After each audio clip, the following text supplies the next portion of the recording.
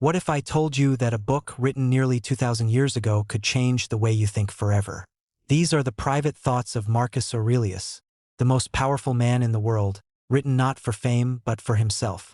What you're about to hear may change your life. Have dwelt upon if I had found myself to go on in them with success, that I did by times prefer those by whom I was brought up to such places and dignities, which they seemed unto me most to desire, and that I did not put them off with hope and expectation that, since that they were yet but young, I would do the same hereafter, that I ever knew Apollonius and Rusticus and Maximus, that I have had occasion, often and effectually to consider and meditate with myself concerning that life which is according to nature what the nature and manner of it is, so that as for the gods, and such suggestions, helps, and inspirations, as might be expected from them, nothing did hinder, but that I might have begun long before to live according to nature, or that even now that I was not yet partaker and in present possession of that life, that I myself, in that I did not observe those inward motions and suggestions, yea, and almost plain and apparent instructions and admonitions of the gods, was the only cause of it, that my body in such a life hath been able to hold out so long, that I never had to do with Benedicta and Theodotus, yea, and afterwards when I fell into some fits of love I was soon cured, that having been often displeased with Rusticus, I never did him anything for which afterwards I had occasion to repent, that it being so that my mother was to die young, yet she lived with me all her latter years, that as often as I had a purpose to help and succor any that either were poor or fallen into some present necessity, I never was answered by my officers that there was not ready money enough to do it, and that I myself never had occasion to require the like succor from any other, that I have such a wife, so obedient, so loving, so ingenuous, that I had choice of fit and able men, to whom I might commit the bringing up of my children, that by dreams I have received help as for other things, so in particular how I might stay my casting of blood, and cure my dizziness, as that also,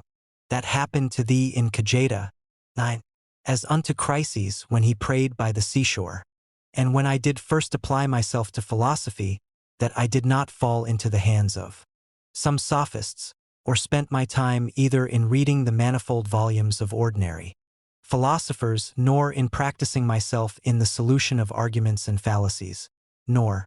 dwelt upon the studies of the meteors and other natural curiosities. All these things, without the assistance of the gods and fortune, could not have been. 15. In the country of the Quadi at Granua, these betimes in the morning say to thyself, this day I shalt have to do with an idle curious man, with an unthankful man, railer, a crafty, false, or an envious man, an unsociable, uncharitable man. All these ill qualities have happened unto them through ignorance of that which is truly good and truly bad. But I that understand the nature of that which is good, that it only is to be desired, and of that which is bad, that it only is truly odious and shameful, who know moreover that this transgressor, whosoever he be, is my kinsman, not by the same blood and seed, but by participation of the same reason, and of the same divine particle. How can I either be hurt by any of those, since it is not in their power to make me incur anything that is truly reproachful, or angry and ill-affected towards him, who by nature is so near unto me? For we are all born to be fellow workers, as the feet, the hands, and the eyelids,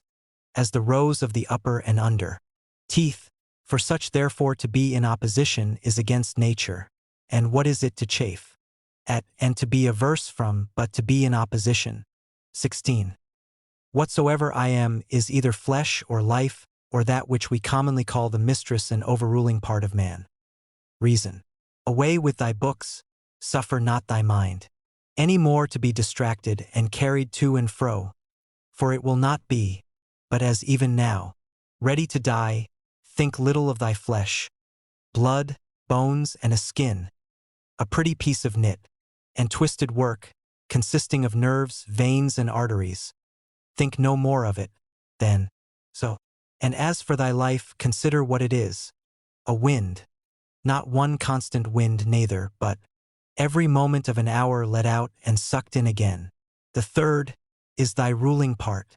And here consider, thou art an old man. Suffer not that excellent part to be brought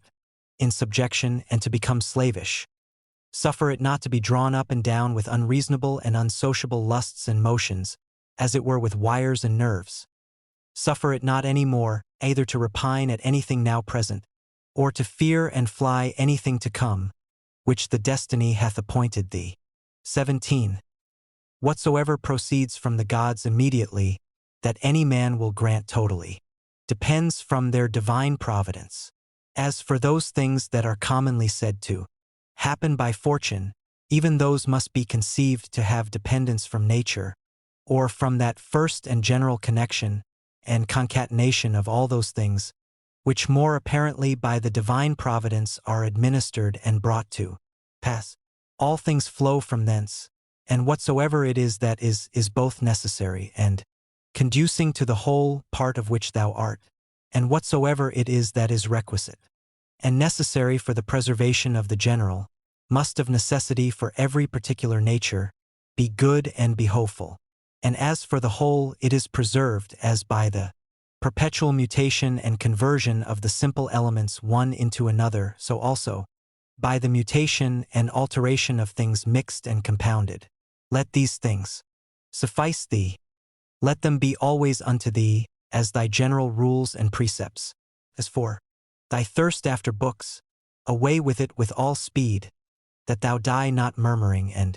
complaining, but truly meek and well satisfied, and from thy heart thankful unto the gods.